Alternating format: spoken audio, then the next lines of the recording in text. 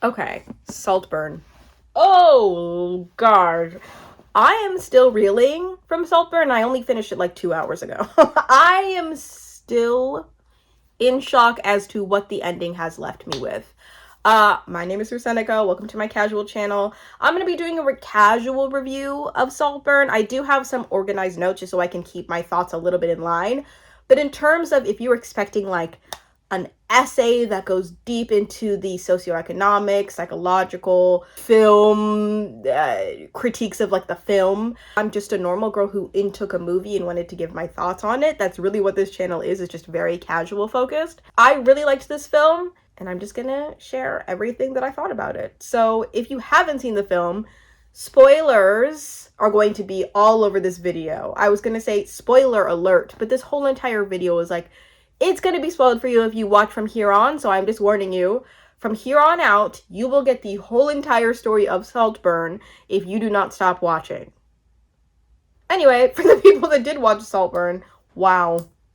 Wow. I know people are saying it's weird. I know people are saying it's like it is disgusting. I think there's just one video that's going around about how Saltburn is gross and beautiful, and it is. It is gross. I feel like I should give the synopsis, but I also am like, this is for the girls who have seen it. If you get it, you get it. I feel like I don't need to define it for you, but I also feel the need to.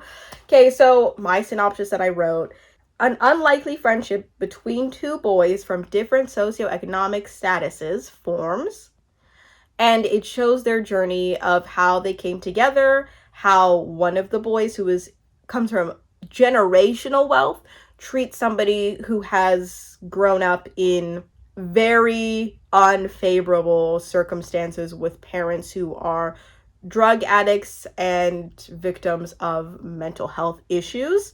That's what you like think it is. And like I said, this is for the girls who get it, so obviously I'm gonna like get into the real of what actually the story is about.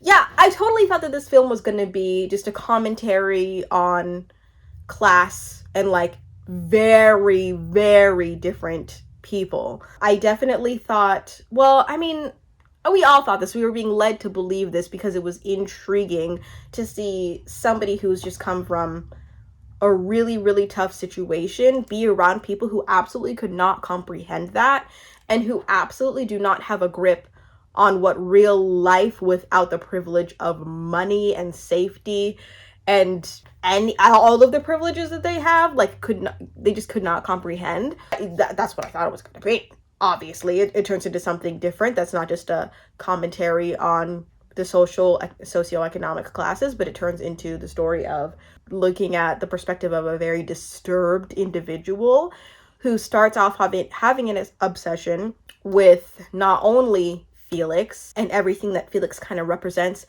into basically him wanting to become Felix and like live in Felix and their family's skin. So much so to where he like essentially infiltrates their family, deconstructs it from the inside out, and just takes over their whole entire estate. Saltburn. It's phenomenal. It's phenomenal the way that the story was shown. It's phenomenal that even after everything, you hate the character, but you also spent so much time feeling for him that you can't really be like, well, that was an unlikable character, because he portrayed himself as likable for so much of the movie. You know, style of the film was incredibly beautiful. The cinematography. I know everyone's always like, the cinematography. As somebody who studied photography in college as my minor, I'm just such a sucker for people who really care about the style of a film. I know it's also very modern. It's not new to focus on like high saturation, but also I don't even know how to use like proper film terms. I feel like such an idiot for doing this. This is why my channel is casual. We're not trying to be professional. Essentially, I love the style. I think it was great. I'm so happy this came out in 2023. If this came out in like 2005, different story, different portrayal, different style, would not be into it. Ugh. So how each of this character stood out to me in the beginning versus the end is like different. Obviously, Oliver in the beginning, I was like, oh my goodness. Clearly, like, you just feel for him because you are aware of his background, and you think to yourself, oh my gosh, he's just a boy who was really bad circumstances. This is really hard for him. Thank goodness he has people that like care. But also he was a jerk to Eddie when he was like, yeah, no, my friends just left. Eddie's fully in the back, just like, what the hell? Okay. Yeah, okay. Oliver in the beginning felt bad for him, had a lot of pity for him. He's a likable person, but then I'm also kind of like, okay, he clearly is the biggest wolf in sheep's clothing, obviously. But is that just me assuming the best from a bias that has been presented over years and years and years in cinema of like, trust the poor, like, conventionally kind of attractive white man? You know, you're like, I would assume the best of him. He's just doing his best. He might be a little bit weird, but still we're like all rooting for him. You know, the wolf in sheep's clothing thing I think is so real, and they knew what they were doing when casting this person, because you want the audience to like trust this person, be like, yeah, he's like poor, he's like ended up in this great situation, he's having a much better time here than he would have had like at his like family's house. Are you kidding? In the beginning I just was so, I thought nothing of him. I would not have I would have little reasons to distrust him, but overall his appearance and his the way that he portrays himself, it just feels incredibly trustworthy. Felix, okay, so sorry. And then the end, obviously, actually I'll get more into the end later because that's what this whole entire review was about. I look at Jacob Elordi, I'm like, that's an attractive man, very clearly. That's a universally attractive man that I think we all can look at and be like, a lot of people either want to be with you or want to be you. So you are properly cast, bro. Like, but I don't know. I feel like there was also something about him that I was like, I feel like I feel like this is not specifically Jacob Elordi's role in the way that I feel like I could see other people being cast in his role, because you simply just have to be like an attractive male, you know? Like, so many people could have played in his role. And then also the fact that he was doing a British accent, to me, for now seeing him in 3 different accents, it's kind of weirding me out a little bit. The fact that he does the Aussie thing, the American thing, and now the English thing. But I will say, his archetype of person, like the very attractive, universally fit person, fits in this movie so good. Elizabeth, I feel the same way that I do about her from the beginning to the end, except I feel a lot, actually that's a lie, I feel a lot more pity for her towards the end because she just has been coerced by this person who has managed to sneak her way into the family and then has taken over her whole entire life. That's so horrible. And then die. Like, die such a brutal death. Oh gosh. No, I do want to say I did not feel bad for her in the beginning because she was being so... It's just that thing of when people are so incredibly wealthy and such on this pedestal of just, this is who I am and I just speak about my surroundings, this is all I know. They say the most outlandish things right in front of you with like no regard to anybody else but their own perspective, you know? And even when you try to like educate them, they're like, oh my God, I didn't know. Or like that one time when Pamela was talking about how she had to go back to her other circumstances and she was in a studio apartment, Elizabeth is like, oh, a studio is so great. There's just so little to clean. Such a great... Okay, girl, like, do you want to be in that situation? No, you don't. So stop trying to talk out your... and make it seem like it's something that it's not, because you could not relate to this at all. What are we talking about? Venetia was interesting. So incredibly interesting. Just a really broken girl looking for love in any way she can, and has fallen victim, sadly, to, of course, Oliver, and just looking for, I don't know, some sort of gratification that he was willing to give her, because he clearly likes to manipulate, and she was the easiest to manipulate in that house. I feel so bad for her and her death. But I also was kind of like, I mean, not saying like she should have seen it coming, because she did not. How could she have seen that coming?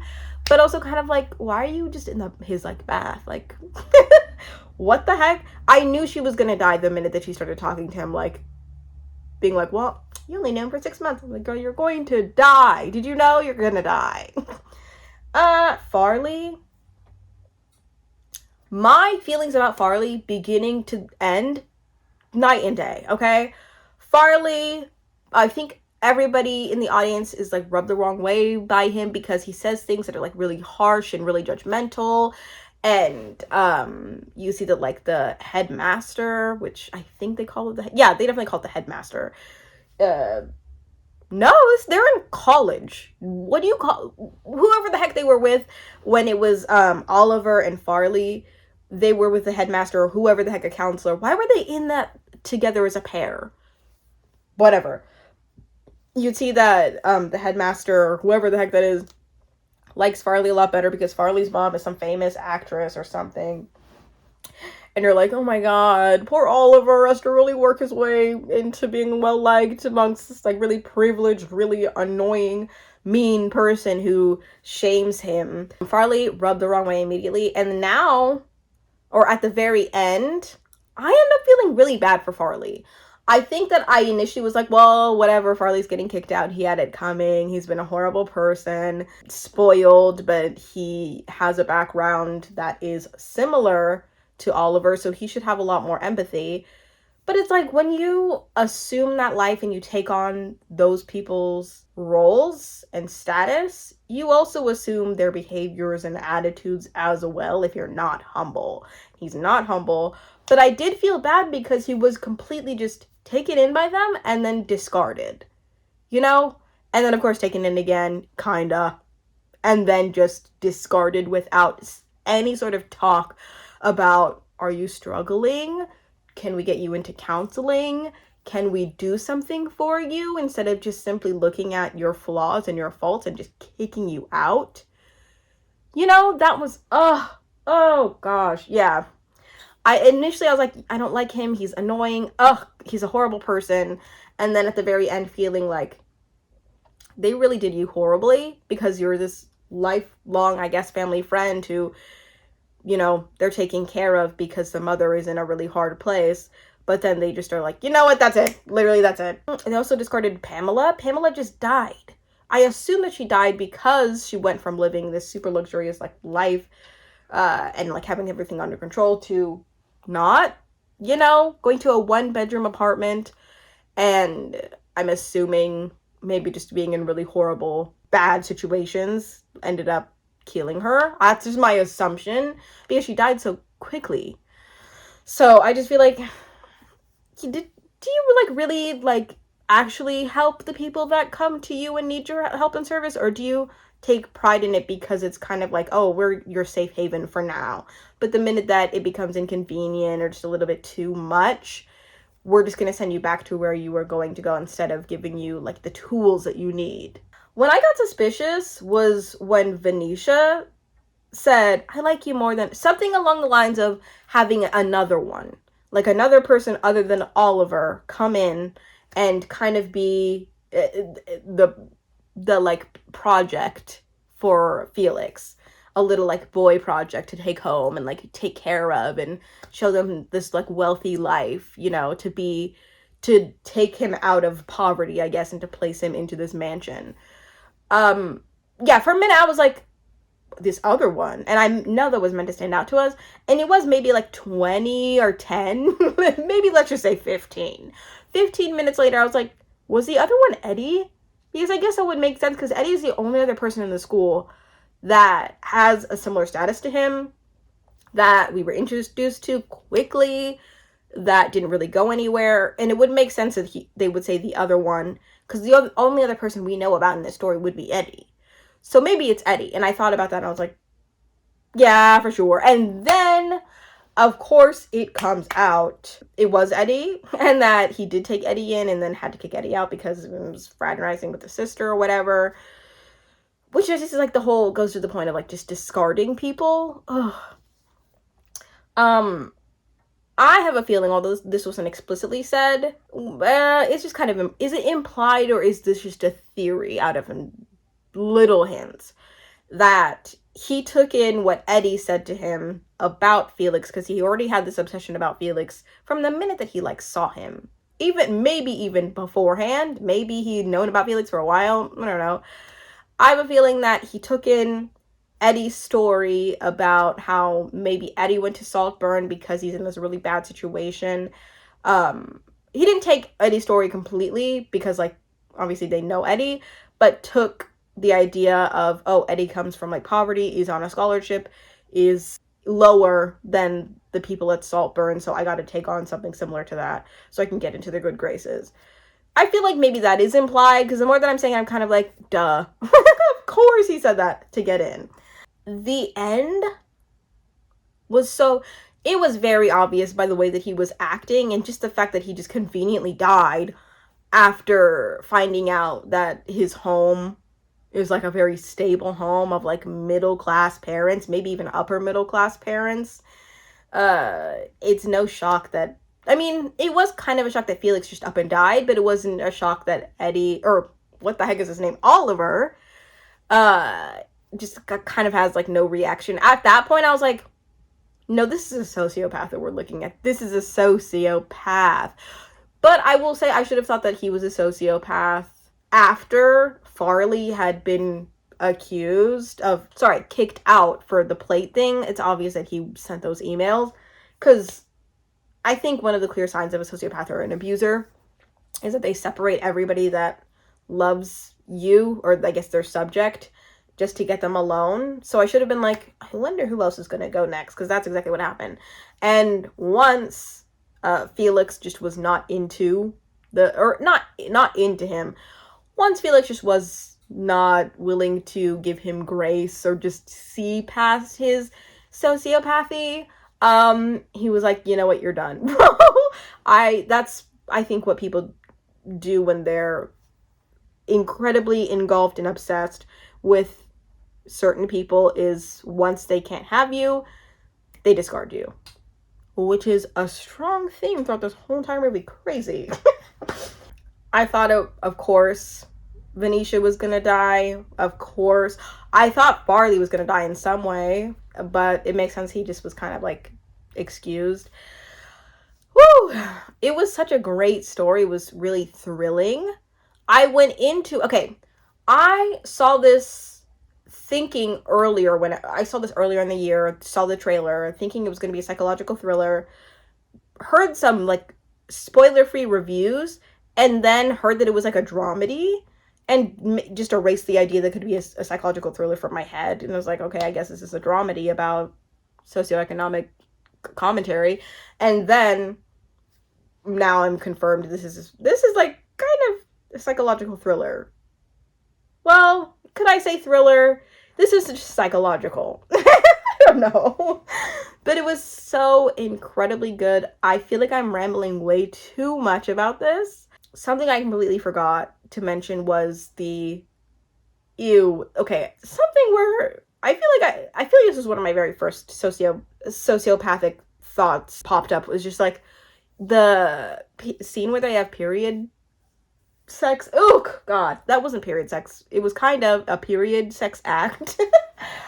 That to me was like, I'm so incredibly uncomfortable. I don't even know if I can watch this. I just like, it's not supposed to it's the scene where he like slurped his bath water. That also was incredibly disturbing. But you need to have these disturbing moments to realize, like, this is an unwell human being. Let's just make that incredibly clear. Human is incredibly unwell. What didn't look unwell is how he looked when he was talking to Elizabeth at the end of the movie. I immediately had to look him up. I immediately had to look up the actor and was like, how did this glow up go from that to that? Are we kidding? What? It was just insane how well he cleaned up after a couple years. It just is insane how he cleaned up in the span of this movie, because they're not like waiting years. It's like from scene to scene. I was like, even his facial structure seems to have changed immensely, like to a surgical level. So that's all the thoughts that I have. If you have any additional thoughts, please let me know. Whoever you are, wherever you are, whatever you're doing, whatever time of day it is for you, I hope you have a good morning, afternoon, or night.